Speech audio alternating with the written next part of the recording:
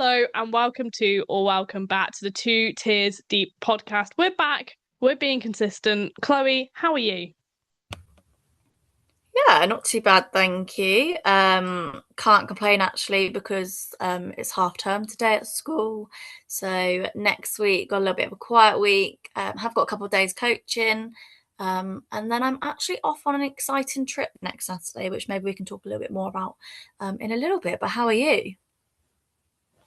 I am good. I'm feeling the Friday vibes and energy. I'm done for the week at uni. So I had a very unproductive day so far today, apart from obviously this pod. But let's get straight into it, starting with why don't you tell the listeners what that exciting trip is? Yeah, so obviously we've spoken about how coaching is quite a big, obviously, input in my life. Do it for a job within the county pathway, and obviously in at a school leading the girls' cricket. And I've got the opportunity that I'll be going on a trip to India to do a bit of a coach development trip. So I'll be off to India on Saturday for about 7, 8 days, and yeah, get to go and experience the crazy cricketing culture out in India, which I'm so excited about. That is super exciting. I'm very jealous about the weather you're about to experience. But I'm even more excited for you. That'll be really good. I just know you're so excited to get away from the cold, aren't you? Honestly, I cannot wait. I saw a stat actually the other day that it's rained every single day in 2026, and we're nearly at the back end of February. Now, I've obviously spent 3 months prior to 2026 in a warm country. To come back to see them rain every day and it be so cold and putting layers on, it's certainly not the one. So yeah, I don't mind going to get a bit more winter sun. The rain has been brutal, genuinely brutal. But I can confirm it is sunny in Wales as I am recording this podcast. I think possibly the miracle of 2026. It's probably not going to stay like that though. So we'll enjoy it whilst it lasts. Definitely. And I guess in the news of 2026, there has been some new signings in our domestic teams. Should we fire away with some? There's some overseas signings and then some local contract extension signings. We should indeed. Do you want to kick things off with our overseas duo? Yep, so at the Blaze, they've signed Charlie Knott from Australia and Ola Prendergast from Ireland. And I think both of them are quite an exciting duo for the Blaze to have. They're obviously going to lose a fair few players that we've spoken about on the last pod to the World Cup, of having England, Ireland, Scotland, all in the World Cup. So yeah, it's really exciting to have Charlie Knott there. She's played a couple of seasons over in our domestic league with Southern Vipers and Hampshire, and then Orla Prendergast, who made her debut with the Western Storm. And correct me if I'm wrong, I believe she scored 100 on debut. So yeah, a very very talented cricketer for the Blaze to sign. And it's that World Cup, which is probably why both signings are A coming and A coming when they are. So all of Prendergast is for the One Day Cup. So presumably we'll spend the start of the season with the Blaze, get some game time in her going towards that World Cup, and then come back after the World Cup. And Charlie not, she might do, you never know, but she's probably unlikely to be a part of that T20 World Cup squad. I think my first question when we saw Amanda Jade Wellington was going to Hampshire was, where is Charlie not going this year? So it's really good to see that she's still involved. Yeah, and I think it's quite tactical from Amanda Jade Wellington and Charlie not to both be over in England in our domestic comp, given that there's a home World Cup in England, and it's I guess an easy phone call for the Australian selectors if they need a leg spinner or an off spinner very quickly in their side. So yeah. I guess some really, really exciting overseas announcements to go along with Meg Lanning at Lancashire that we spoke about the other week. Do you want to move on to some news at Durham? I will indeed. And we've got actually two pieces of news up north, both some very long stayers off the game. I feel like that's just me calling them old. I'm so sorry. First of all, Emily Windsor has extended her deal at Durham until the end of 2027. And also at Lancashire, Kate Cross has extended through to the 2026 season. Both very important for their respective sides, and it's good to see them still hungry to be involved in a domestic game. Yeah, I guess if we look at both players, Emily Windsor obviously, I think she's the same age as me, and we both played at Hampshire, and we sort of played against each other all growing up through the county age group. So to see her still have that, I guess, that drive and desire to want to be the best, and obviously reading the article that she released, Durham's given her that opportunity to continue being a professional cricketer, but also help develop her physiotherapy degree that she completed at uni. So yeah, that's really exciting that she's sort of in like a really nice balanced position at Durham and sort of made that at home after being at Southern Vipers and Hampshire for several years, to move that far up north. And then yeah, I'm actually really glad to see Kate Cross has signed for Lancashire. Obviously, she revealed the upsetting news of losing her England contract last year now. Gosh, that's it feels like a lifetime ago, but it isn't. But yeah, obviously there was questions of whether she'll continue playing cricket or would she have a year out. But yeah, I'm so glad that we're still going to see her absolutely dominate it in the Lancashire Red Roses kit, and yeah, it'd be really exciting to see her go out there and do what she does best. I mean, I'm a firm believer that Kate Cross betters any team she's a part of, not only through her bowling, which my word is still, she's still probably one of the best out there, especially in the 50 over game. But also from a leadership and mindset point of view. I mean, the mental resilience it takes to lose your England contract in those circumstances, go on to win two more domestic trophies, and then decide, actually, no, I'm not done yet. I'm still in this. I still love Lancashire, and to carry on playing, it's really good to see. And hopefully, she'll win another trophy of Lancashire this year. 100%. Speaking, I guess, of England, shall we move on to see where England women have been, what they're up to, how they're preparing ahead of a home World Cup year? I think we should, because Chloe, in case you hadn't noticed from the social media activity of a lot of women's cricketers, there is a training camp going on in South Africa at the moment. And it's a senior training camp, but there's also a lot of youngsters out there. I mean, is there anyone you're excited about potentially seeing in an England shirt?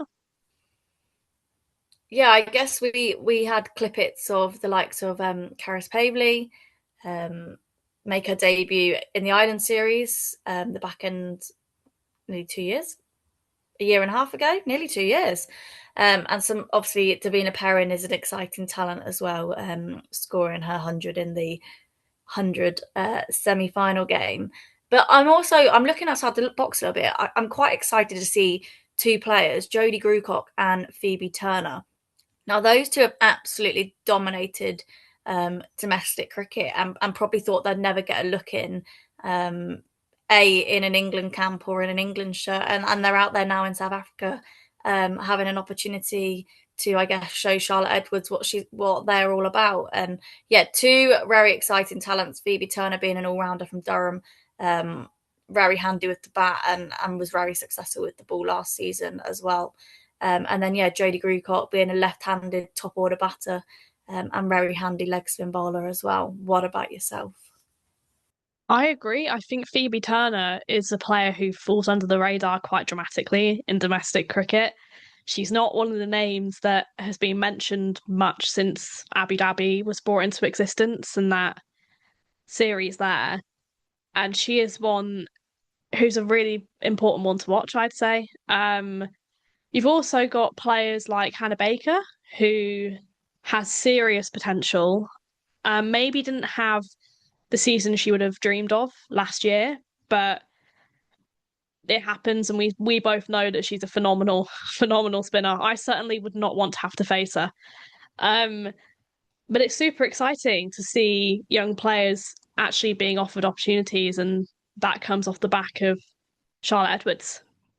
Yeah, 100%. And I think it's quite exciting what Charlotte Edwards is doing at the moment in terms of taking a large group of England contracted and domestic contracted players overseas to get them ready to get on some grass wickets, some warm playing conditions, and sort of say, "Here you go, girls. Here's an opportunity to go against some of the best in the country or who are already representing England to go and compete and sort of put your name out there and showcase what you can do." And yeah, I think that's exactly what this younger generation is doing. And I think I even saw the likes of Jemima Spencer, young Surrey wicketkeeper batter, who had a season out due to an injury and sort of came back last year with England under 19s being her first game back after an injury, to now see her out there with a full England camp out in South Africa. So yeah, it's really exciting for the younger generation and some young talent, I guess, that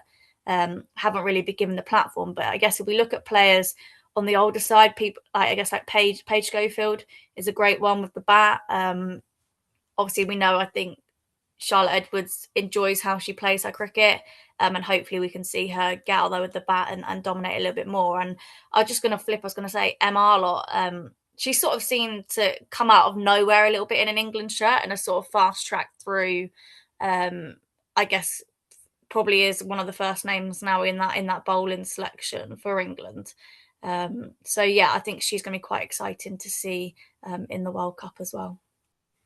And one of the things that Lottie has made very clear with all of this selection debacle, for those who don't know, there will be a series in Abu Dhabi next month, inter squad, again, the senior current England pros against an 11 squad of the top players in county cricket. And Charlotte has made it very clear that it doesn't matter how old you are, it doesn't matter what point of your career you're at. If you're good enough to be playing for England, you should be playing for England.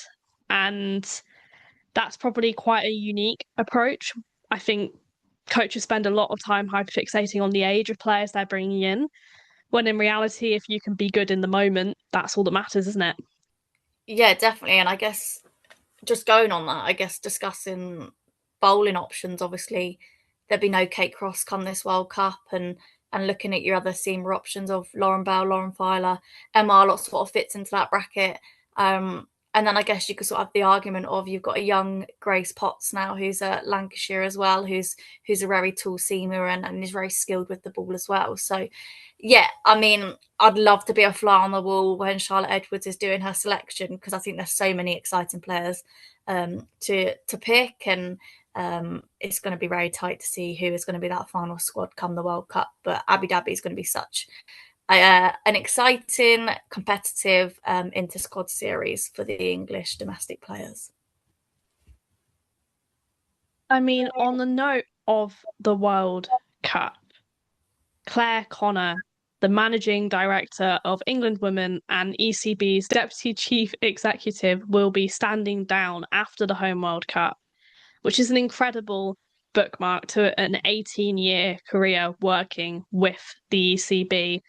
Prior to that, she won 111 caps across formats in a 10-year England career, and she famously captained them to victory in the 2005 Ashes, which was the first time England beat Australia in 42 years.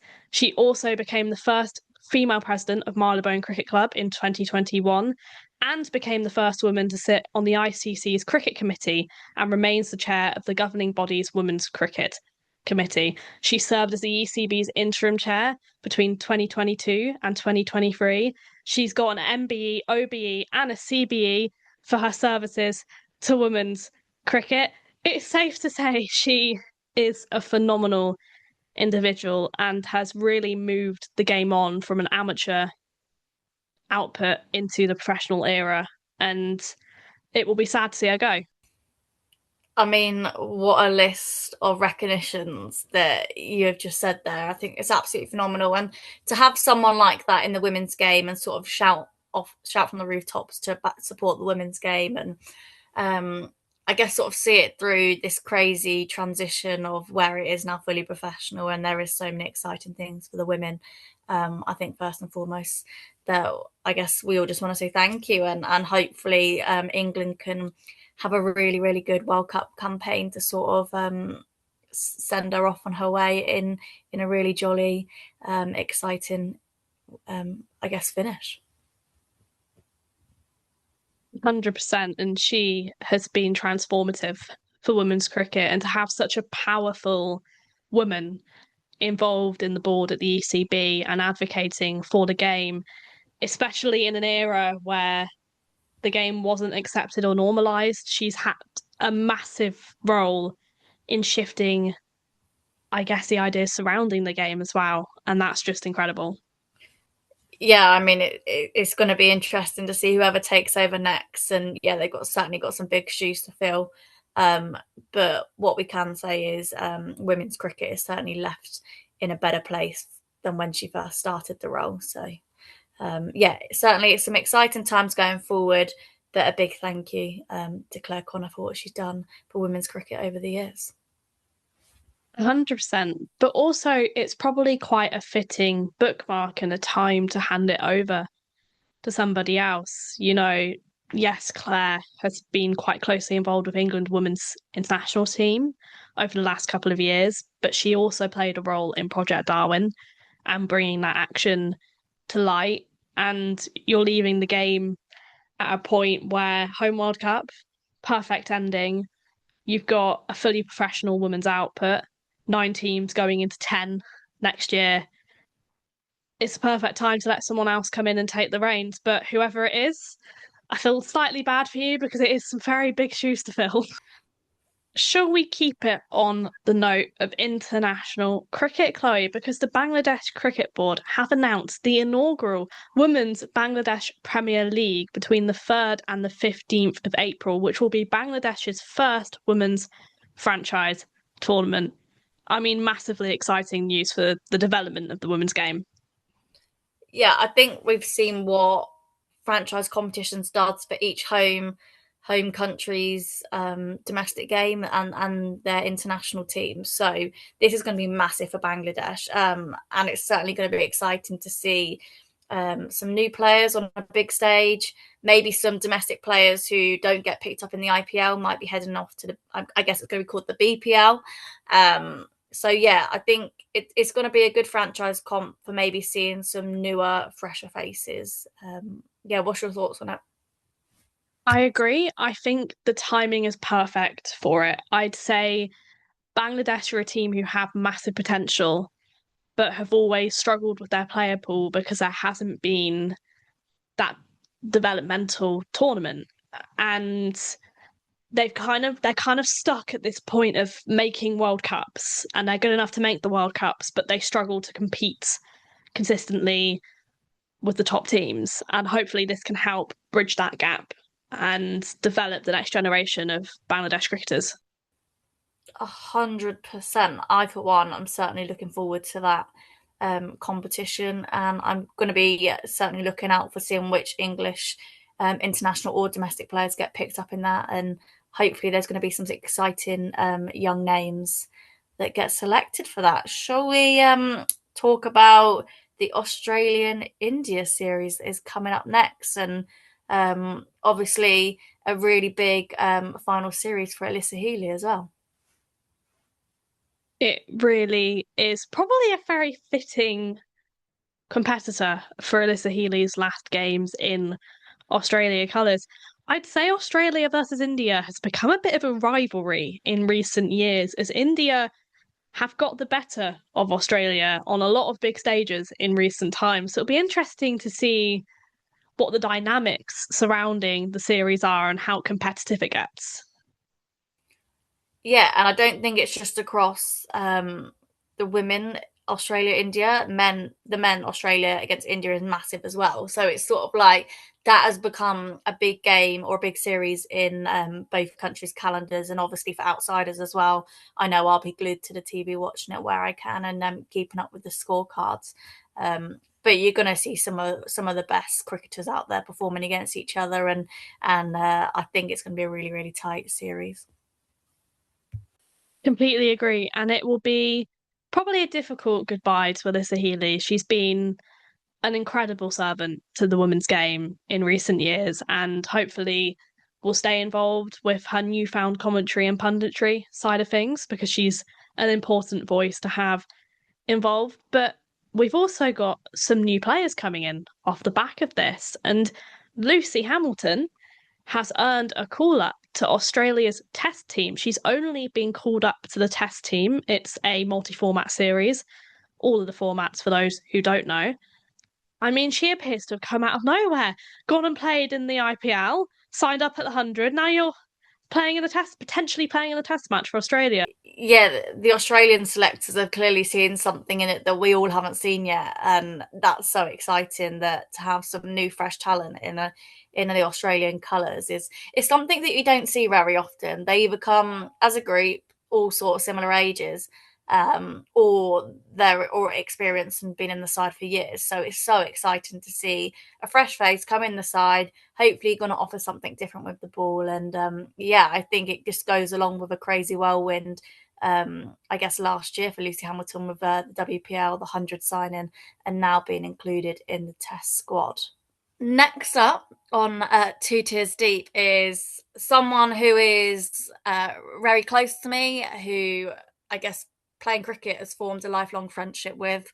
And yeah, she's been a key part in the Worcestershire women's rapid side for several years now. I think later on when you listen to the pod, I think it's something ridiculous, like maybe this is her 13th or 14th season in the women's side. Over 100 caps for the seniors, the second most played player last season, so 17 games, and she played 15 games. And she was the second leading wicket taker across the T20 and the 50 over format with 20 wickets. And I guess you'll hear a little bit on the pod, a little bit of our rivalry going into the new season, now with my move to Northamptonshire. So that doubleheader T20 Blast game is certainly going to be an exciting one. But I'm delighted to welcome to the pod Jess Beach. Jess, welcome to the podcast. How are you? Hi. Yeah, I'm really good, thanks. Thanks for having me on. How are you? All good here. We're delighted to have you on. And I'm going to let Chloe take things away because you two have known each other for a very long time. We have. Perfect. So I obviously might know some of these answers, but just for the people listening, what made you pick up a bat and ball for the first time? I'm probably one of those that's always going to say their brother. My brother played as a kid at our local cricket club, and then yeah, every Friday night he was down there training, and I think another person would be my mom. So my brother and my mom, probably the main reasons. My mom dragged me down when she took him down and encouraged me to join in. So I did. Wasn't too keen on it at the start. I made her stay with me and actually take part, and she ended up helping coach loads of other kids as well. But yeah, that's probably the reason. And then probably the reason I stayed doing it was when I invited some of my friends down with me, and they stayed and they played with me for quite a few years down there. So yeah, that's probably the reason why I picked up a bat or the ball, both of them at the same time probably. And then how did playing for Worcester come about? Because I know it's been a long time now. Yeah, quite a few years. So I think I was about 12 or 13, and I think it was actually a club awards night, and I found out that one of the coaches down at Asford Bank, my local club, had put myself and my friends forward for county trials. So yeah, we all went, the three of us went along at the age of, I think, 12, and yeah, trialled and got in at that point, and then yeah, retrialled every year and have been there ever since pretty much. So yeah, I suppose I've got to say thanks to that coach that got me in there. But over 100 caps for the side now. I'm going to say I think you got presented it at Headingley, so the first game of the season. Talk us through your journey in the women's side with Worcestershire. Yeah, 100 games. So I think I started playing for the women when I was about 15. And back then, there weren't obviously a lot of women playing within the county. So I think I just kind of was like helping out to start off with, fielding for a lot of overs, probably bowling only a couple of overs here and there, and batting at 11. But yeah, I was welcomed into the team, and I seemed to enjoy it a lot. And yeah, I wanted to obviously keep playing. And then I think it was back in 2024, I actually realised that I had hit 100 games. And yeah, and it was nice to be presented a cap to remember that. I think the start of last year, like last season, yeah, and I think it was at Headingley. So quite an iconic ground to kind of get given that cap and have that memory.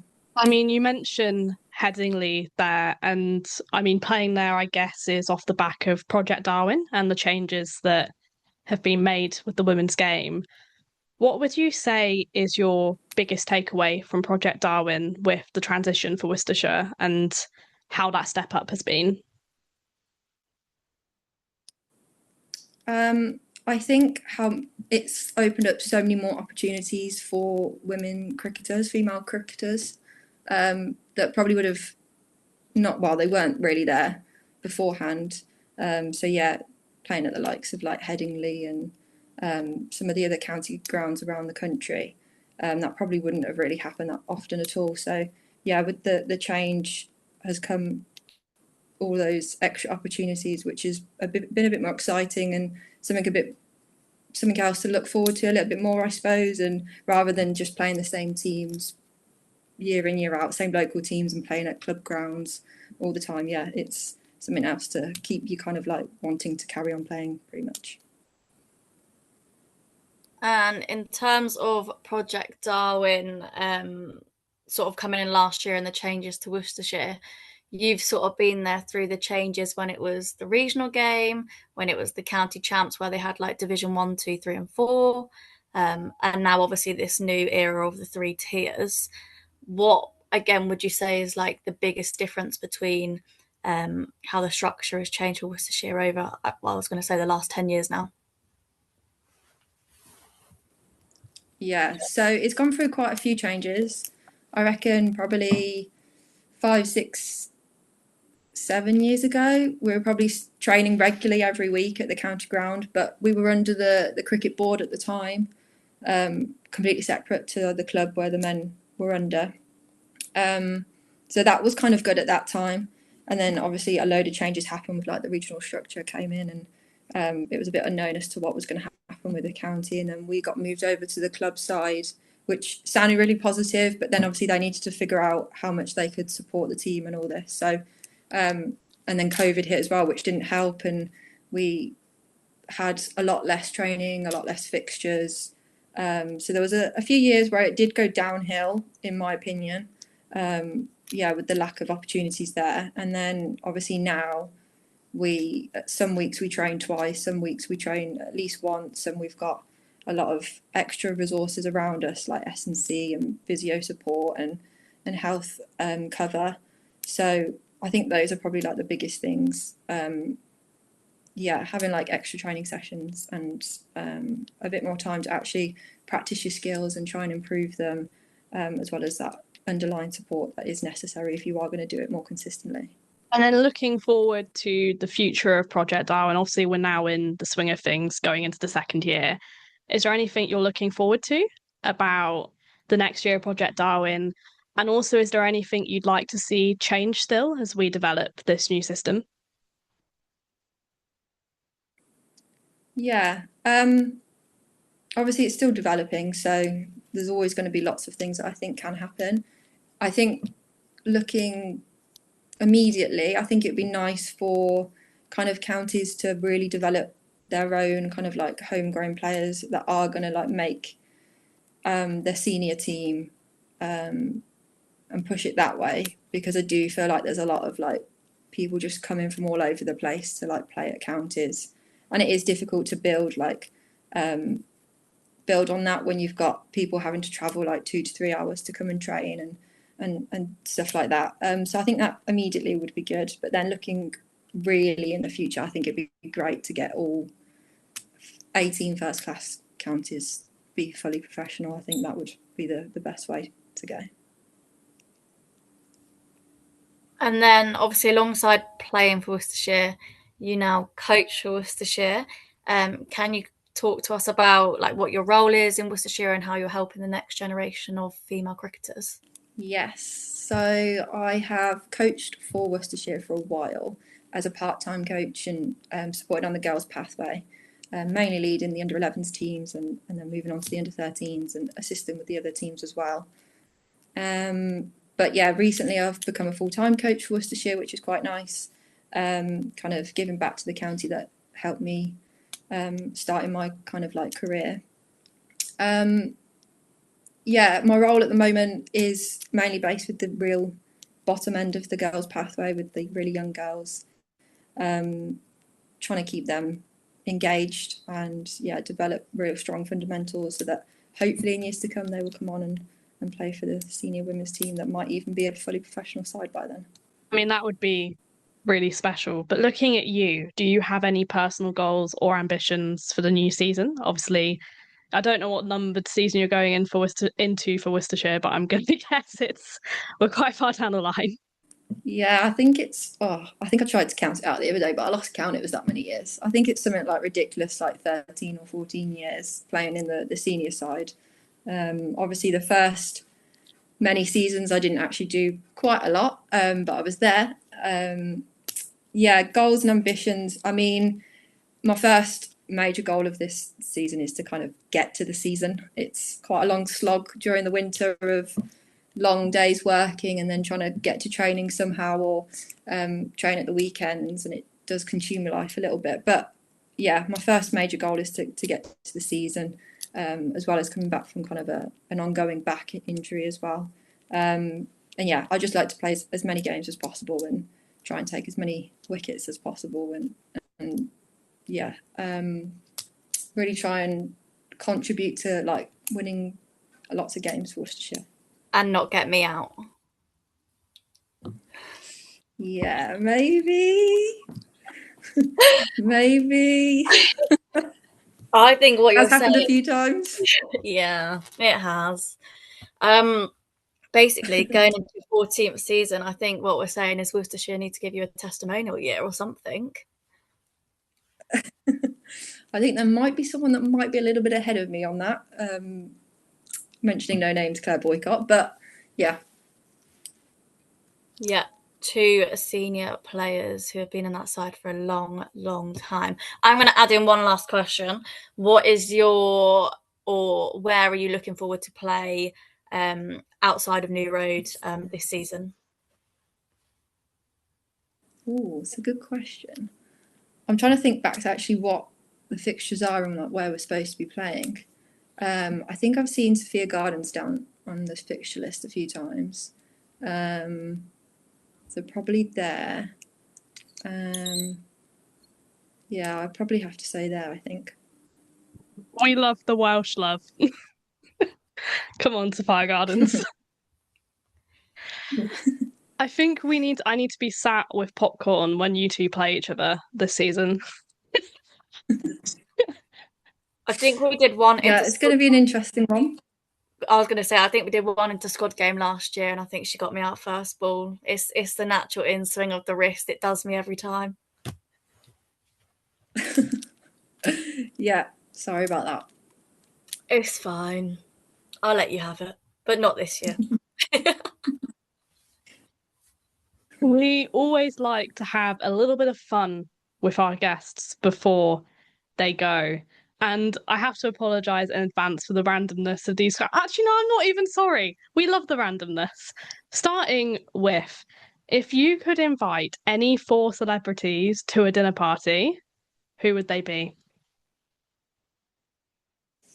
Ooh, I'd probably think about it tactically and how I want my night to go. So I'd probably say I want a bit of music in there. And so probably for that, I'd probably go Ed Sheeran. Yeah, I've always liked his music growing up. A bit of comedy as well probably would be good. So I would go Michael McIntyre. He's just a bit of good all-round fun.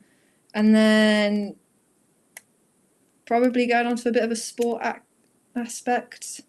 I always liked watching Stuart Broad as I grew up, so probably him. But yeah, I'm a bit stumped on the fourth one. I'm not really sure who I'd go with. So I might just stick to 3. If you could build your perfect cricketer in these categories, and you can go in any order, so pick someone for their technique, someone for their strength, someone for their mindset, and someone for their skill set, what would it look like? Another tough one. I think technique-wise, it'd probably have to be a bowler. And I'd probably be torn between, again, Stuart Broad or someone like Jimmy Anderson. I used to love watching those two bowl when I was younger. And then what else did we have? Mindset. Probably from something quite recent, Kate Cross, with her losing her England contract, and being quite open about it and talking about it. I think that was quite nice. Strength, tough one, because I think all like pro players are strong. But someone that I probably would think immediately go to, probably Poppy Davies, one of my teammates, or was teammate, who has just recently announced that she's stepping away because she wants to focus on other aspects. So I'd probably go her because she's just an absolute fitness freak. I think I'd go the skill set one as someone like Sam Curran, who can do a bit of both with the bat and the ball. He's got lots of variations and can absolutely whack it. He really can absolutely thwack it. Another one, what is the most chaotic thing you've ever seen on a cricket pitch?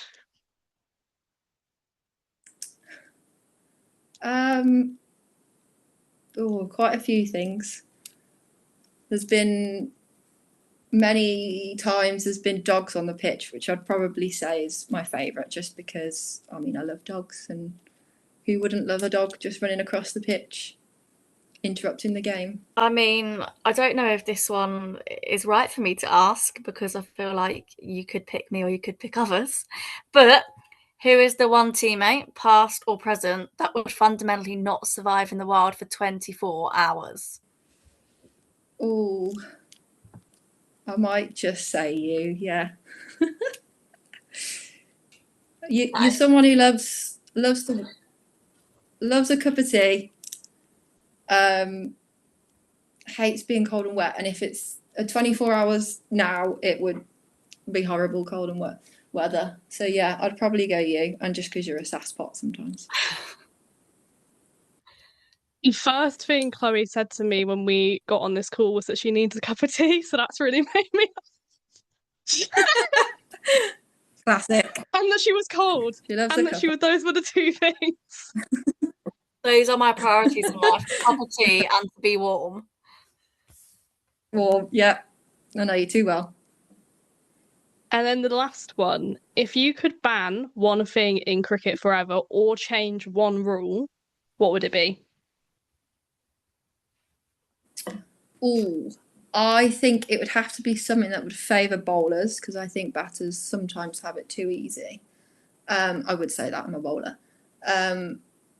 I would say maybe for like one ball or one over of an innings, and the bowling side can choose, that there would be 6 stumps to bowl at rather than 3.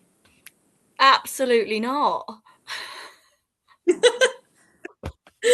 As a bowler, yes. As No. a tail end batter, that is literally my worst nightmare. It would be mine as well, but then at least I'll be put out of my misery sooner rather than later. I think So, if you're going to have 6 stumps, LBW needs to be eliminated. Because I would just widespread in front of the stumps. like a goalkeeper, just with your bat as a support. Literally. I think this is something I'd like to see. Can do it as a challenge. Rosa, have you got any other questions? No, I think that's all. Thank you so much for coming on. It's been great to chat with you. Thanks so much for having me. It's been really nice to chat. Thanks for coming on. And please don't get me out this season. Can't promise anything. Just don't walk out your crease. Oh, fighting talk. Fighting talk on the Two Tiers Deep podcast. And if you want to see us play each other, I'm sure there's like a double header match. It's either, is it at Worcester or is it at Northants? Can't remember where it is. But I think we must play each other like 3 times. I think it's New Road. Yeah, there's a double-headed T20 game at New Road, I think. Well, it's either going to go one way or the other. We're either both going to be like smiling because neither of us got us out, or one of us is going to be really upset. Yeah, so someone might have to have some making up to do. It was great to chat with Jess there, Chloe, and there's a little bit of rivalry going on between you guys ahead of the new season. Yeah, I mean, everyone that knows us knows that, yeah, we're best friends. So come the cricket season this year, certainly going to be interesting to see how we go against each other. She's got one up on me a couple of times, but I think now maybe with the move and the fresh mindset, I think hopefully, fingers crossed, I'll be all right. But no, it was really, really nice chat, and obviously to listen to how Worcester has changed for her over the years, and now her transitioning into a coaching phase as well, full time with Worcestershire. I mean, I was saying to you that I'll have to get to that game and cover it, and maybe we can even do a little live Two Tiers Deep. Yeah, well, it depends on the outcome, because if I'm a bit emotional, if she's got me out, then I'm not doing it. But if I've got her out by her walking out the crease, we can do it. It's fine. I mean, Jess mentioned there Poppy Davies, who we do need to highlight because Poppy has announced that she is stepping away from the Tier 2 game to focus on other endeavours, and she'll definitely be a miss for that Worcestershire side heading into the new campaign. Yeah, Poppy certainly will be someone missed from the game. She's always been known for someone with a big smile on her face, always just getting on and doing it. Such a kind personality. And I guess there comes a point where you decide you want to go down a new avenue or something, and she's incredibly fit and athletic, and running for her is a big passion. So I'm sure we'll be seeing her complete a few marathons and possibly a few triathlons over the next few years. But just in terms of teams Poppy's represented, she obviously played in the regional era and was contracted with Central Sparks across from 2020 to 2024, and then made the move to Worcestershire for the Tier 2 campaign last year. So yeah, and I guess also a big shout out to the Tier 3 Staffordshire side for her as well, covering across all 3 tiers. But yeah, she's been a big part for the West Midlands women's cricket as a whole, and she'll certainly be missed. But I know that she'll absolutely smash some marathons and some triathlons. 100%, lots of love for Poppy.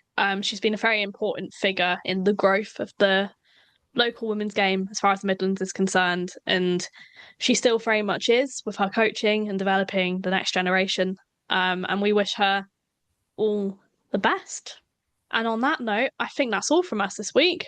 I think that's all, definitely. Hopefully there's no more exciting announcements over the weekend, as we've recorded it on a Friday.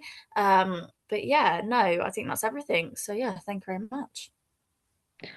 Let's really hope there isn't, because Rosa will be very unimpressed. I was about to say we'll see you all. I hope we don't. I hope you don't all pop up into my uni accommodation. We'll speak to you all next week. Speak to you later. Thanks for listening to this week's Two Tiers Deep. If you like to find me, Chloe Hill, you can find myself on Instagram with a new Instagram page covering this podcast at Two Tiers Deep CH. Or I'll pass you over Rosa to find herself at Rosa Talks Ball. Or if you have any questions, you can contact us on rosatalksball@gmail.com. And please don't hesitate to get in touch.